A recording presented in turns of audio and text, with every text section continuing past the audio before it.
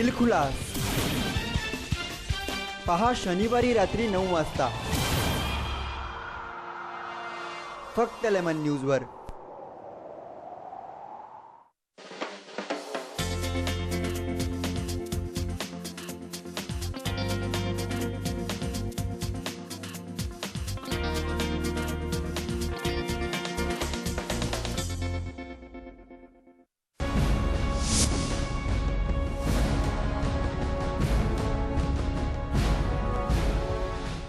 नमस्कार, मैं हूं अमरिंदर आशुतोष। आपका बहुत बहुत स्वागत है हमारे खास कार्यक्रम मुंबई की आवाज़ में।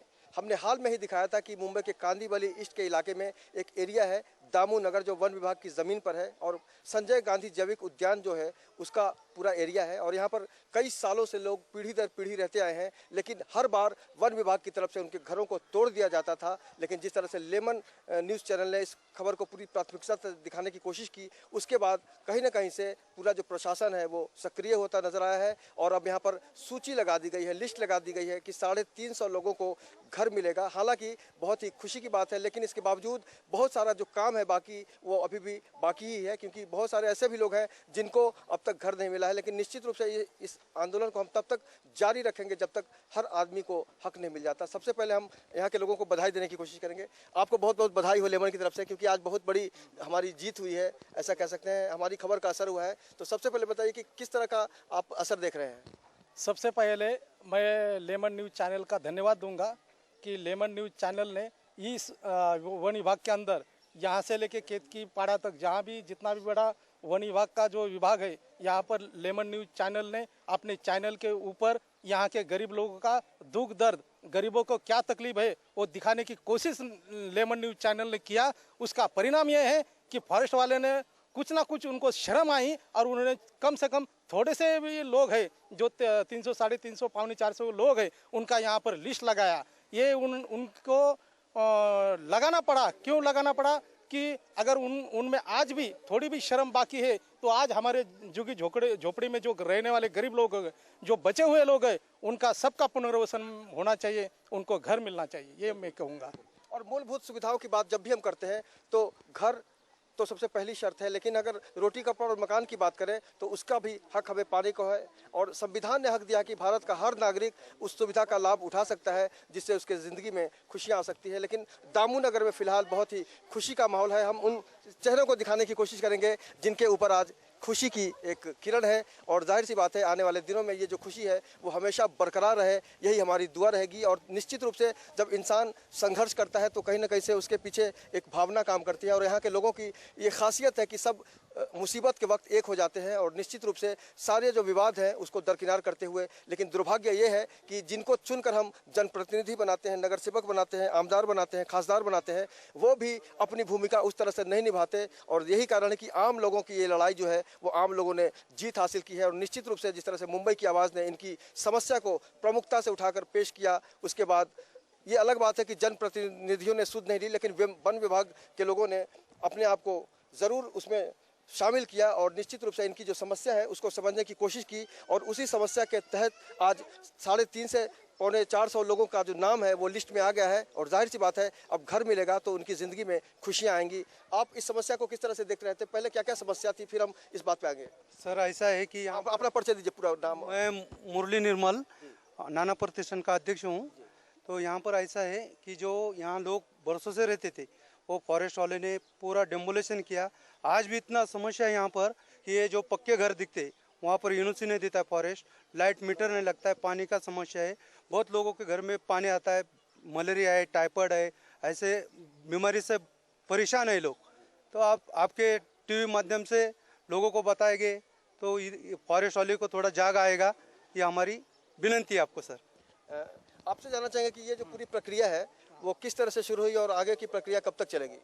आगे की प्रक्रिया इसी है कि ये फॉरेस्ट वाले इन्होंने जो लिस्ट लगाया, अभी ये लिस्ट का वो लोग अभी जिन लोगों का नाम आया है उनको वहाँ पर बुलाकर वो लोग उनका पेपर चेकिंग करेंगे, तपासनी करेंगे, स्कैन करेंगे, फ़ोटो लेंगे, बाद में इनको देने का प्रोसीजर उनका शुरू होगा।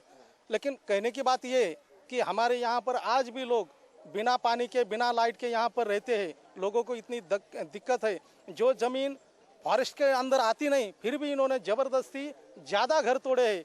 फॉरेस्ट का नाम देके प्राइवेट जगह को इन्होंने हड़पने का काम किया, कब्जा करने का काम किया और बिल्डरों को बेचने का काम वन विभाग के कुछ लोग आज भी कर रहे हैं। तो वाकई वन विभाग की जो नीयत है उसको आप समझ सकते हैं, क्योंकि यहाँ पर ऐसे बहुत सारे लोग हैं जिनके पास दस्तावेज है, कागजात है, प्रूफ है यहाँ के रहने निवासी होने का। उसके बावजूद जिस तरह से उनके साथ भेदभाव किया गया और उनके हक के साथ खेला गया, तो कहीं ना कहीं से निश्चित रूप से आम आदमी की, दामू नगर के लोगों की अब जीत है। क्योंकि बीएमसी की तरफ से जो प्रॉब्लम थी वो तो अब तक है, लेकिन वन विभाग के लोगों ने अपना जो फर्ज है उसको निभाने का काम शुरू कर दिया है। हम आपको इन चेहरों के साथ साथ एक बार दिखाने की कोशिश करेंगे कि सामने वो बोर्ड लगा हुआ है जिस पर उन सारे लोगों के नाम समाहित हैं जिनकी सूची इसमें डाली गई है। उन सारे लोगों का नाम है जिनको घर मिलेगा। तो कहीं ना कहीं से इस सूची के बाद यहाँ के लोगों में एक बहुत ज़्यादा विश्वास आ गया है अपने भविष्य को लेकर कि आने वाले दिनों में इनकी जो घर की तकलीफ थी वो अब दूर हो जाएगी। लेकिन अगर हम एक बार फिर से इन लोगों के पास आने की कोशिश करें और ये जानने की कोशिश करें तो ये भी बहुत ही दिलचस्प होगा, क्योंकि लगातार बार बार इनके घरों को तोड़ दिया गया है और इस बीच कोई भी जनप्रतिनिधि यहाँ पर नहीं आए इनका दर्द देखने, ना ही किसी को कोई सहारा देने की बात होती है। और जाहिर सी बात है, जब हम सरकार पर भरोसा करते हैं और वही सरकार हमसे आंखें चुराने लगती है तो हमारा भरोसा टूट भी जाता है। कई बार हमें ऐसा लगता है कि हमारे साथ कोई नहीं है, तो कितनी तकलीफ होती है? बहुत तकलीफ होती है। हम जब अपना नाम बताइए सबसे पहले। हाँ, मैं आदम उस्मान पटेल, इधर भीमनगर में रहता हूँ। तो इधर हम लोगों के पास एनओसी रहते, ये फॉरेस्ट के एनओसी के लिए हम फॉरेस्ट में जाते हैं तो कोई फॉरेस्ट वाला हमें एनओसी नहीं देता है, और कुछ लोग पैसे देते हैं तो उन लोगों को एनओसी दे देते हैं। और इधर लाइट का मीटर नहीं लगता है। लाइट के कई ज़माने से है ना, लाइट के मीटर के पैसे भरने के बावजूद भी रिलायंस वाला मीटर नहीं लगाता है। और इधर जो लोग जो झोपड़े में रहते हैं उन लोगों की बहुत परेशानी है। उन लोगों को है ना आज इधर बीमारी से है ना, हर बीमारी से जूझना पड़ता है, क्योंकि है ना उधर पानी का, फिर गटर के पानी का, बारिश के पानी का बहुत तकलीफ है। हमने मुंबई की आवाज़ के जरिए यहाँ के लोगों की समस्या उठाने की कोशिश की और यहाँ पे लिस्ट लग गया है। अब क्या कहेंगे आप? ये बहुत अच्छी बात है, आपने जो काम किया है बहुत अच्छा काम है। आप अगर ऐसे ही काम करते रहेंगे तो है ना इंशाल्लाह बहुत जल्दी सब लोगों को है ना न्याय मिलेगा। बिल्कुल, हम भी चाहते हैं कि यहाँ के लोगों का जो अधिकार है वो ज़रूर मिले, और अगर आपका अधिकार आपको मिलता है तभी हम कह सकते हैं कि हमें न्याय मिला। आपसे जानना चाहेंगे कि पूरी प्रक्रिया को आप किस तरह से देखते हैं? सबसे पहले आप यहाँ पे आए, आपका चैनल, हमको बहुत खुशी हुई यहाँ पे आने के बाद। और इधर की समस्या ऐसे पानी का, इसका उसका, अभी ये जो लिस्ट लगी है यहाँ पे, ये लिस्ट देख के सबको खुशी का माहौल छा गया। मतलब नए साल में, अभी आने वाले साल में सबको घर मिलेगा, बिल्डिंग मिलेगी। बस यही कहना चाहता हूँ, खुशी का वातावरण है।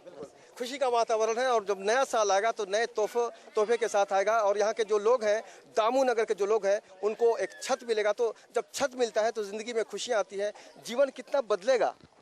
जीवन इतना बदलेगा कि अभी नए घर सब लोगों को मिलने वाले जिनका लिस्ट लगा है उनके लिए तो ये आने वाली दिवाली एक शुभ संदेश उनके लिए लेकर आई है। लेकिन हमारा आंदोलन यहीं पर नहीं रुकने वाला है, क्योंकि हमारे भाई बहन हिंदू, मुस्लिम, सिख, हम सब यहाँ एक परिवार की तरह रहते हैं। आज भी हमारे लोग, जो बाकी लोग हैं, उनके लिए हमको लड़ना है। हमारे संस्था के लोग हैं, हमारे नाना प्रतिष्ठान के कार्यकर्ता है, विश्वनाथ ट्रस्ट के लोग हैं, सभी कार्यकर्ता, हम किसी पार्टी का सपोर्ट नहीं लेंगे। हमारी जनता, हम लोग एक होंगे और जो लोग का आज पुनर्वसन बाकी है उनके लिए हम लड़ना शुरू कर देंगे।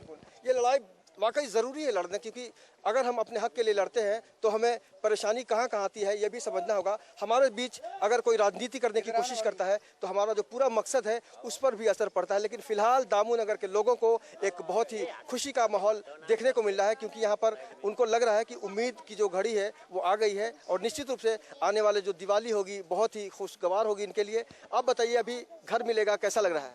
अच्छा लग रहा है ना, घर मिलेगा तो। और क्या क्या बनाएंगे उस दिन? उस दिन बहुत कुछ बनाएंगे, खुशी होएगा, पूजा करेंगे, मेहमान लोग को बुलाएंगे, और अब यही सब होएगा ना। आपको क्या लगता है कि वाकई यहाँ की बाकी जो समस्याएं हैं, इस सूची के आने के बाद और भी समस्या में कमी आएगी? साहब, ऐसा है कि यहाँ जो 400 लोगों का लिस्ट लगा है, आज उनके घर में बहुत बड़ा दीपावली होने वाला है क्या। और इतने खुश लोग हैं, वो 400 लोगों तो भी कम से कम उनको तो भी घर मिल रहा है क्या। ये तुम्हारे टीवी चैनल के माध्यम से इतनी अच्छी बात है कि तुमने जो आवाज उठा है, इसके लिए आज 400 लोगों को घर मिलने वाला है। बस इतना हमारा साहब चैनल का हम बिल्कुल शुक्रिया करते हैं चैनल का आपके।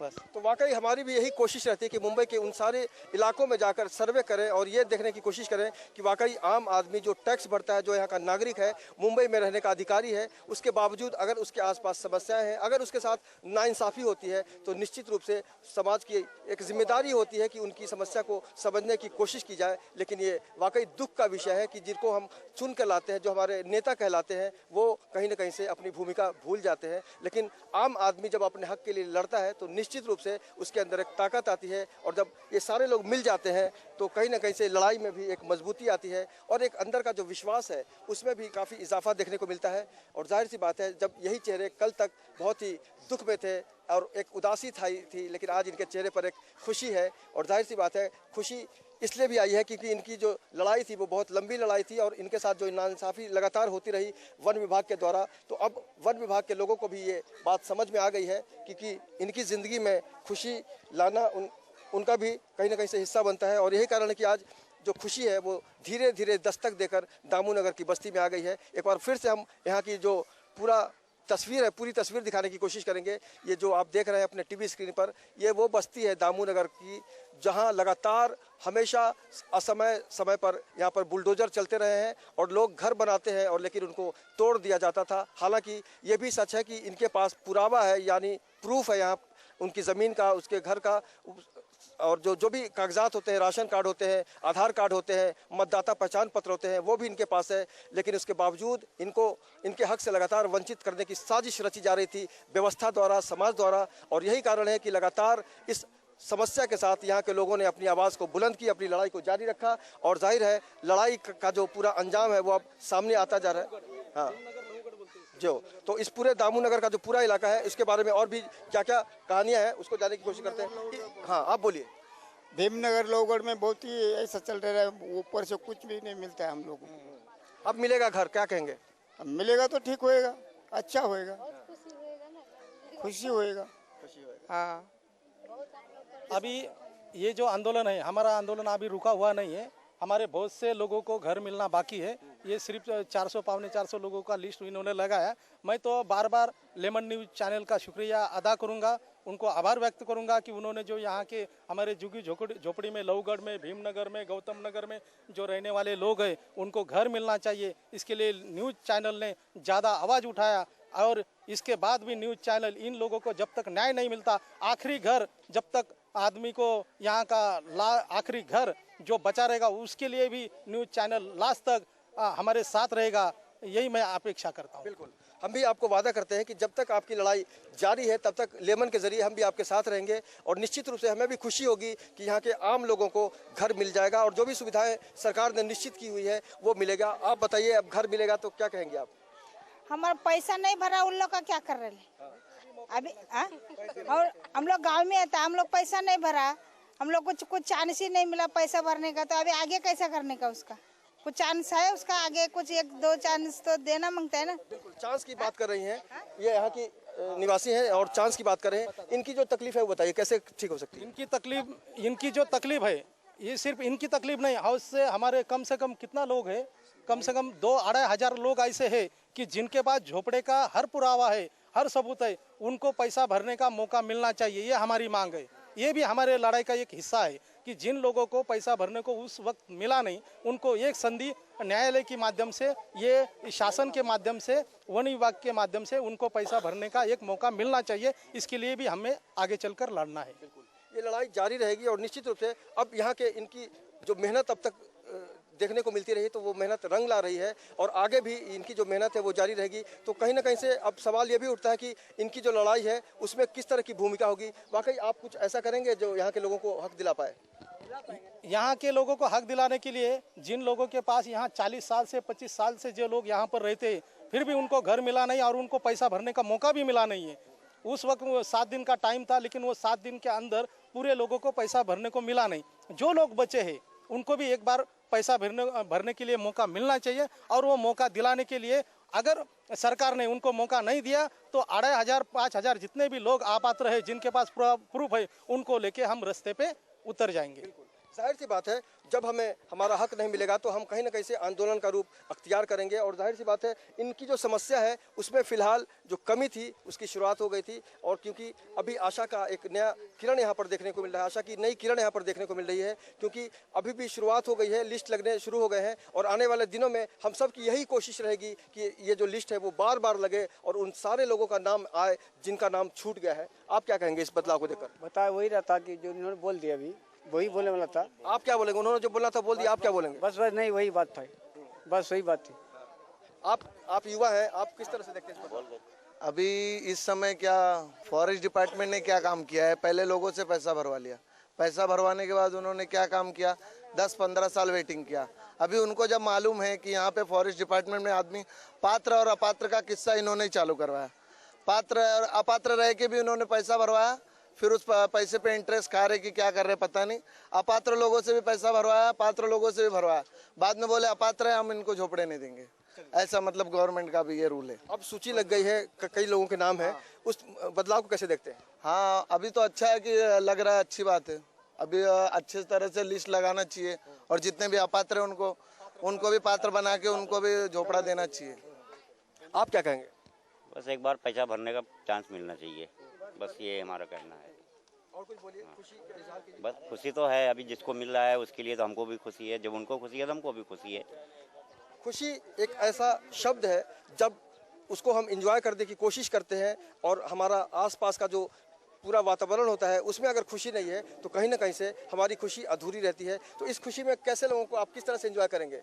एंजॉय करेंगे, जिनको घर मिला है उनके लिए तो खुशी है, लेकिन जिनको घर मिला नहीं उनके लिए, जिन लोगों को ये फॉरेस्ट वाले ने जानबूझ के अपात्र किया है, सबसे बड़ी हमारी लड़ाई ये है कि जिन लोगों को अपात्र किया उनको पात्र किया जाए और जिनको पैसा भरने का मौका मिला नहीं उनको पैसा भरने के लिए मिलना चाहिए। ये दो आंदोलन हमको सबसे बड़ा इस सरकार के खिलाफ में हमको करना है और इसके लिए हम पूरी तैयारी में हैं।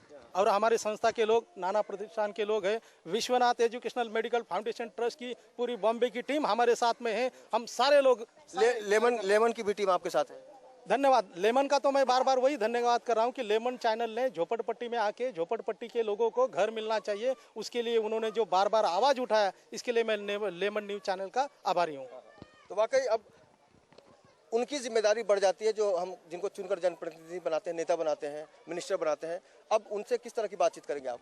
साहब ऐसा है कि यहाँ पर जो लोक प्रतिनिधि है, यहाँ के एमएलए है, नगर सेवक है, वो कभी देखते नहीं इधर आके क्या हो रहा है क्या नहीं। क्या इलेक्शन के टाइम आते हैं बस, बाकी कुछ आते नहीं, कुछ विकास ही नहीं। यहाँ पर बाथरूम नहीं, देखो ऐसे बाथरूम है, पानी सब जाता है, बहता है, फिर बीमारी इतना फैली है, टाइफाइड, मलेरिया, महीने को कम से कम 1-2 आदमी मरता है ये बस्ती में, इतना परेशानी है लोगों का। ये झोपड़े में जाके देखिए तो नीचे से पानी जाता है, सब वैसे लोग रहते, क्या करके मजबूर है।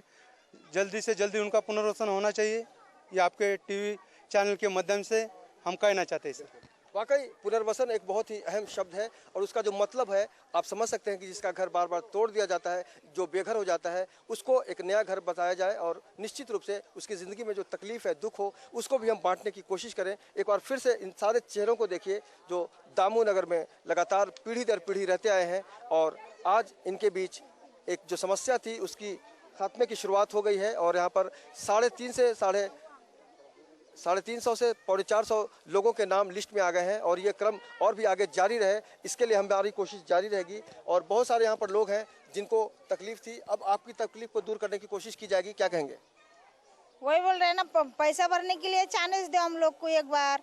हम लोग को मालूम नहीं पड़ा, हम लोग गाँव में था, अभी एक बार चांस देगा तो हम लोग का भी कुछ आसरा बन जाएगा। ऐसे ही घड़ी घड़ी आएगा फॉरेस्ट वाले, उठाएगा, भागो भागो बोलेगा, झोपड़ा तोड़ेगा, सामान उठा के रोड पे रखेगा, तो कैसा रहेगा बम्बई में, क्या करके खाएगा बाल बच्चा? है? आप युवा हैं, आप कैसे देखते हैं? यहाँ पर कुछ तो बोलिए, क्या कहेंगे आप इस सब समस्या के बारे में? अब लिस्ट लग गया है, पर काफी लोग काम घर मिलेगा। अच्छी बात है, काफी लोगों को घर मिल गया, दिवाली के नए रहने के लिए नया घर मिल गया, वो बड़ी खुशी की बात है।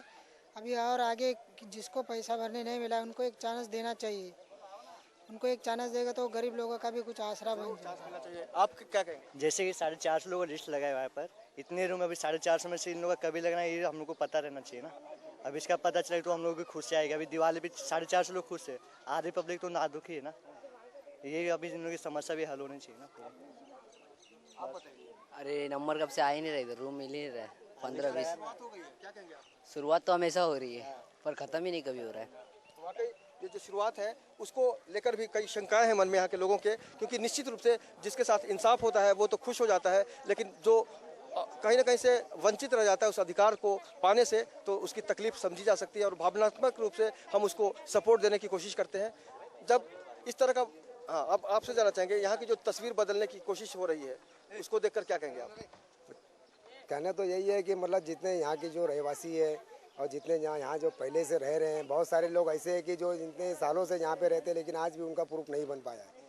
अब प्रूफ भी नहीं बन पाया है और यहाँ पे जो उनको पैसा भरने का जो चांस था, कितने लोग के पास में काम नहीं था, उस टाइम में पैसा भरने का टाइम था तो उस टाइम में टाइम भी बहुत कम रहा था, तो उस टाइम में कोई लोग ने पैसा नहीं भर पाए। तो हम लोग की यही गुजारिश है कि आप लोग के चैनल के जरिए से हम लोग को एक बार और मौका मिला जाए और जो अन्याय जो हम लोग के साथ में हुआ है, जो हम लोग का जो जैसे बर्तन फेंक देते हैं, हम लोग से पूछताछ नहीं की जाती है और हम लोग घर में नहीं रहने के कारण से हमारा घर तोड़ा जाता है, तो बस ये सब गुजारिश है कि उनको बोला जाए कि हमको ये सब मौका दिया जाए और जितने भी यहाँ के आदमी लोग हैं, बस यही हम लोग की एक गुजारिश है कि आपके। अभी खुशी की बात यह है कि कुछ लोगों का नाम आ गया है लिस्ट में, उस खुशी को कैसे व्यक्त करेंगे आप?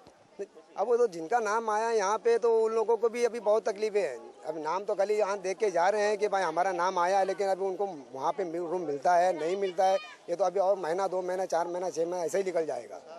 हाँ, साल भर यूँ ही निकल जाता है, वो लिस्ट लगते रहती है हर बार, कई बार लिस्ट लगी है यहाँ पे और कितने लोगों को यहाँ पे रूम नहीं मिला गया है।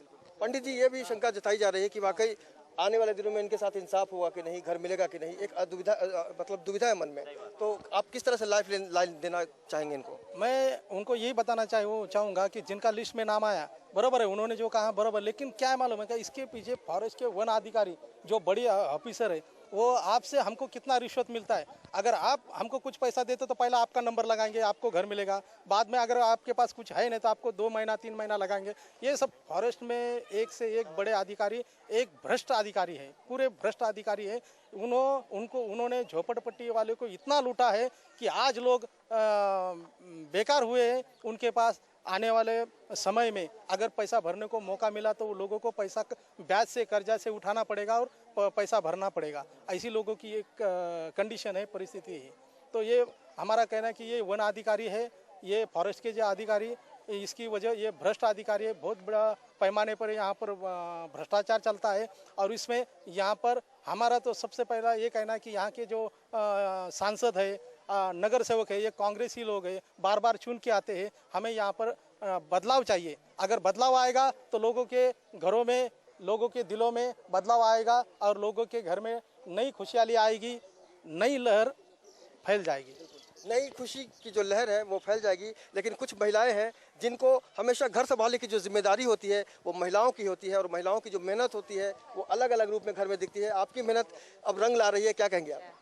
वही ऐसा ही बोलना चाहती हूँ मैं कि हम लोग को इधर पे झोपड़पट्टी में रहने को बहुत साल हो गया है, मगर हमारे पास कुछ प्रूफ नहीं है। अभी राशन कार्ड का निकाले थे बेघर का, हम लोग सब सबमिट कर लिया और बाद में तो भगा देते, कहते अभी नहीं आएगा, कुछ नहीं। हम तो ऐसा ही रहते हैं, कभी आते तोड़ते, कभी ये करते, कभी कहते भरो पैसा, कभी कहते नहीं भरा जाएगा। अब है जो है प्रूफ उतना ही है हमारे पास। चलिए कोई बात नहीं है, आपकी असुविधा हमने समझी, लेकिन यहाँ पर शुरुआत हो गई है, लिस्ट लग गया है और इसको हम जारी रखने की कोशिश करेंगे। तो खुशी हो रही है या तकलीफ है? खुशी तो हो रही है कि बहुत से लोगों को खुशी भी होता है कि इतने सालों से मुसीबत रहती है, मुसीबत से आज हम अच्छे घर में जा रहे हैं, अच्छी परवरिश करते, मगर दुख इस बात का है जिसके पास नहीं है वो कैसा करेगा, क्योंकि उस महिलाएं हम इतनी है बिना घर मिलने की जो खुशी होती है उसको कोई भी महसूस कर सकता है जो मुंबई में रह सकता है, जो रहता है। लेकिन उस महिला को समझने की कोशिश कीजिए आप, जो घर को संभालती है, पूरे परिवार को संभालती है, लेकिन उस बीच बार बार उसके घर को यानी उसके झोपड़े को तोड़ दिया जाता है, तो जाहिर है उसका जो विश्वास है, उसका जो यकीन है वो भी बार बार खंडित होता है, टूट जाता है। अभी कितनी तकलीफ होती थी जब बार बार तोड़ दिया जाता था घर? बहुत तकलीफ होती थी, बच्चों को लेके बाहर बैठना पड़ता था, जो जरूरी सामान हम बड़े मुसीबत से बनाते वो सामान टूटता हुआ दिखता था, हमारा घर टूटता हुआ दिखता था। इसलिए हम गुजारिश करते हैं कि एक चांस हम लोग को और दिया जाए पैसा भरने का। घर बन जाएगा तो सबसे पहले क्या करेंगे आप? बहुत खुश होंगे, बहुत खुशी होगी और अपने बच्चों का भविष्य आगे बनते हुए देखेंगे। हमारे बच्चों का भविष्य बनने का सोचते हैं तो झोपड़ा हटा देते हैं। सबसे ज़्यादा टेंशन है कि बच्चों को स्कूल से निकालेंगे तो कहाँ लेके जाएंगे। घर बनेगा, आप जब गृह प्रवेश करेंगी तो क्या क्या करेंगे? क्या क्या करेंगे, अच्छे से घर सजाएंगे, बच्चों को खुशियाँ और अच्छे से खाना मिलेगा, अच्छे से रहना मिलेगा, स्कूल अच्छी मिलेंगी, अच्छे सुरक्षित रहने का माहौल महसूस होगा कि ऐसे माहौल में ऐसे बच्चे रहते हैं। आज हम झोपड़पट्टी में थे, माहौल का हिसाब कुछ भी नहीं मालूम है बच्चे लोग को कि कैसा रह सकते हैं, वो घर में कैसी खुशियाँ रहती है, कैसा रहते फ्लैट वाले। आज झोपड़पट्टी तो झोपड़पट्टी जैसा ही रहता है बच्चे, और तकलीफ होता है, मच्छर काटते, मलेरिया होता है, बहुत सी बीमारियों से हमारे बच्चे लड़ रहे हैं। आज भी ये जो घर बनेगा तो काफी सुविधाएं मिलेंगी, काफी सुविधाएं मिलेंगी और काफी अच्छे सा मिलेगा बच्चों को भी रहने के लिए। वाकई अगर ये जो पूरी लिस्ट यहाँ पर लगाई गई है, उसके बाद इसका जो कार्यान्वयन है उसको, अगर उसकी जो शुरुआत है उस पर लगातार यहाँ के लोगों ने अपना जो रुख है उसको साफ करने की कोशिश की, तो कहीं ना कहीं से यहाँ पूरा दामूनगर का जो एक युद्ध है उसको हम कहीं ना कहीं से आगे बढ़ते हुए देख सकेंगे। और चलते चलते आपको बताना चाहेंगे कि वाकई लेमन ने हमेशा से यही कोशिश की है कि आम आदमी को वह उठाने की कोशिश करे, और जाहिर सी बात है जब लेमन के जरिए किसी को भी कोई सुविधा मिलती है तो हमें बहुत खुशी होती है। चलते चलते पंडित जी से ये जानने की कोशिश करेंगे कि अब लास्ट में चलते चलते क्या कहेंगे लेमन के बारे में। मैं लेमन चैनल का शुक्रिया अदा करूंगा, और इसी तरह आगे वाले आज हमारे जो झोपड़पट्टी में जो गरीब लोग रहते हैं उनको न्याय दिलाने के लिए बार बार आपकी चैनल के माध्यम से आवाज़ उठाइए, और यहाँ जो सोई हुई सरकार है उसको उठाने की कोशिश कीजिए, यहाँ के सांसद है उनको बताने की कोशिश कीजिए। ये सब आप आपके चैनल के जरिए दिखाने का काम करेंगे, यही मैं अपेक्षा करता हूँ। Thank you. आप क्या कहेंगे चलते चलते? सर ऐसा है कि आपका लेमन जो चैनल न्यूज़ है उनको इतना बधाई देना चाहिए कि ये गरीब लोगों का पूरा दुआ लगेगा उनको। इतना ये तुम्हारे वजह से जो लिस्ट लगाए, तुम जो पाठ पूरा किया वो लोगों के साथ मिलके, तो आज ये चैनल के माध्यम से आज 400 लोगों को घर मिलने वाला है। आपको ये चैनल न्यूज़ को हमारी सब झोपड़पट्टी के तरफ से पूरी बधाई है सर, तो इतना कहना चाहिए। हार्दिक शुभेच्छा। बहुत बहुत शुक्रिया, और निश्चित रूप से हम भी इनकी खुशियों में शरीक होंगे और इस दिवाली में कुछ नया देखने को यहाँ मिलेगा, ऐसा हम कह सकते हैं। अगर आपको भी लगता है कि आपके आसपास कोई समस्या है जिसको कोई देख नहीं रहा है, सुन नहीं रहा है, तो हम से संपर्क कीजिए। हमारा नंबर आपके चैनल पे आ रहा होगा टीवी स्क्रीन पर, और निश्चित रूप से अगर आप उस पर फ़ोन करेंगे, हमें कॉल करेंगे, तो हम आपके पास आएंगे और बनेंगे आपकी आवाज़। आज के इस सफ़र में बस इतना ही, लेकिन आप लगातार बने रहिए लेमन न्यूज़ के साथ। मुझे यानी अरविंद राष्ट्रोस को और मेरे कैमरामैन देवानंद सिंह को दीजिए आज इजाज़त। कल फिर मुलाकात होगी किसी अलग इलाके में अलग समस्या के साथ, तब तक दीजिए इजाज़त। नमस्कार।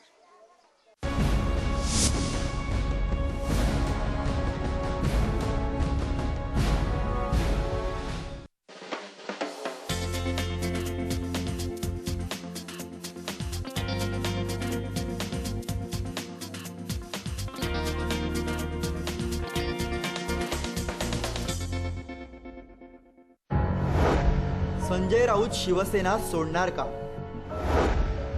कोण आहे संजय राऊतांचा स्पर्धक? संजय राऊत का जपतात शरद पवारांशी संबंध? कोण आहे उद्धव ठाकरेंचा ब्रेन? संजय राऊत कोणाला घाबरतात? दिलखुलास संजय राऊत पहा शनिवारी रात्री 9 वाजता आणि पुनर्प्रक्षेपण रविवारी सकाळी 9 वाजता फक्त लेमन न्यूजवर। हूँ सैयद जैदी, और काफी दिनों के बाद एक बार फिर आप मुझसे रूबरू हैं। बात करेंगे गरीबी पर सरकार के उस अनर्थ शास्त्र की।